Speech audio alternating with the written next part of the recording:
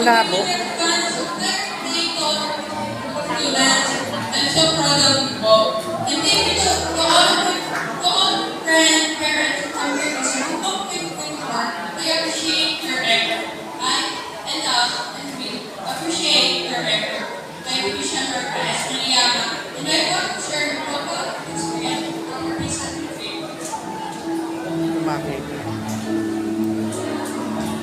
At first, I thought this was another event to go through, but it turned out to be so much more as we arrived at the location. I was greeted with a breathtaking scenery, a room that felt like home. As the trip progressed, we delved into discussion on various topics, one of which was the importance of prioritizing studies over romantic relationships, especially at a young age like this, realizing that while relationships are meaningful, investing time and effort into education makes the path for success in the future and putting ourselves in reach so we can prepare our own.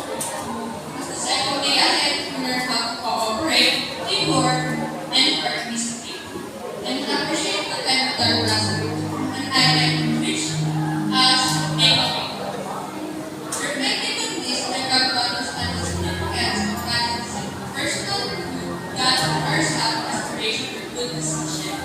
It's about making choice that align with long-term goals and personal growth.